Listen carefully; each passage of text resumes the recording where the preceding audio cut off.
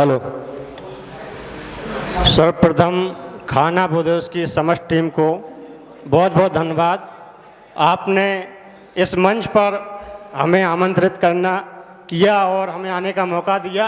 आपका बहुत बहुत धन्यवाद, बहुत बहुत आभार।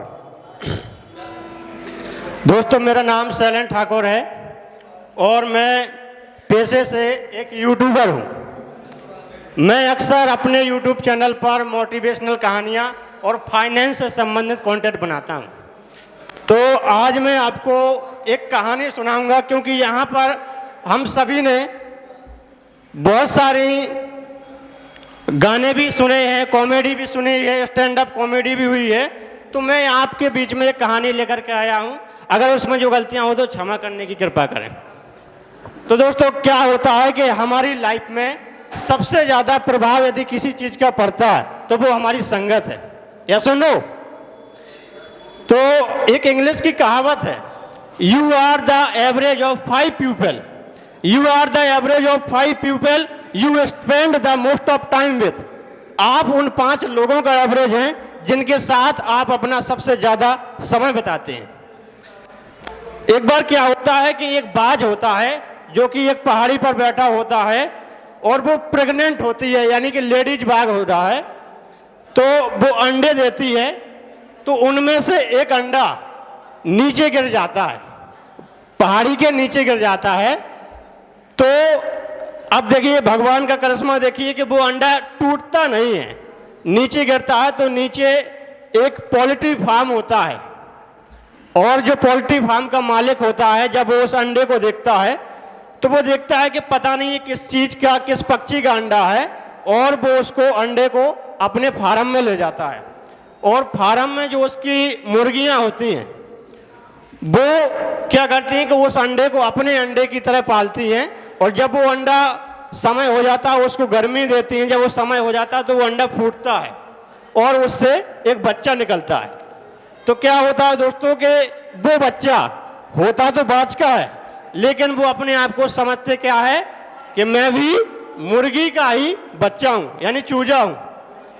तो वो धीरे धीरे बड़ा होता है, उसमें मुर्गियों के साथ साथ जो मुर्गियाँ खाना खाती हैं वही खाना वो बाज का बच्चा भी खाता है, कीड़े मकोड़े खाता है, जैसा खाना उनको मिलता है वैसा खाता है, जैसे वे रहते हैं सेम उसी प्रकार से बाज का बच्चा भी रहता है।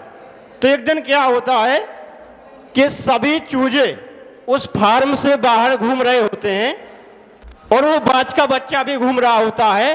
तो अचानक से देखता है कि ऊपर से एक बड़ी सी परछाई, एक बड़ा सा पक्षी गुजरता है, तो उसकी परछाई नीचे पड़ती है। तो जो मुर्गी के बच्चे होते हैं, चूजे होते हैं, वो उस परछाई को देख करके डर जाते हैं। वो दौड़ करके सीधे अपने फार्म में चले जाते हैं, क्योंकि मुर्गियों ने उसको सिखाया होता है कि अगर कोई खतरा है तो सबसे पहले अपने घर की ओर भागना। तो वो क्या करते हैं कि अपने उस फार्म के अंदर चले जाते हैं। लेकिन जो बाज का बच्चा होता है वो दोस्तों फार्म में नहीं जाता है। उसे लगता है कि शायद मेरी तरह कोई पक्षी ऊपर उड़ रहा है, और जो कि बहुत विशाल है, बड़े बड़े पंख है उसके, और बहुत ऊंचाई पर उड़ रहा है। धीरे धीरे क्या होता है कि वो बाज नीचे आना शुरू करता है और उस बच्चे के पास आकर के बगल पर बैठ जाता है और उस बाज के बच्चे से कहता है, अरे तुम तो बाज हो, तुम इन मुर्गियों के साथ में क्या कर रहे हो?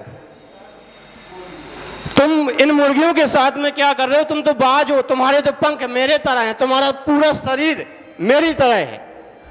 तो होता क्या है दोस्तों कि जो वो बाज होता है, बाज का बच्चा होता है, वो डरने लगता है, क्योंकि मुर्गियों के साथ पला बड़ा होता है। तो मुर्गियों ने उसे सिखाया था कि जब भी कोई खतरा हो तुम्हें वहां से तुरंत भाग जाना है। हो सकता है ये जो बाज है ये मुझे बहला रहा है, फुसला रहा है, ये मुझे अपने साथ ले जाना चाहता है।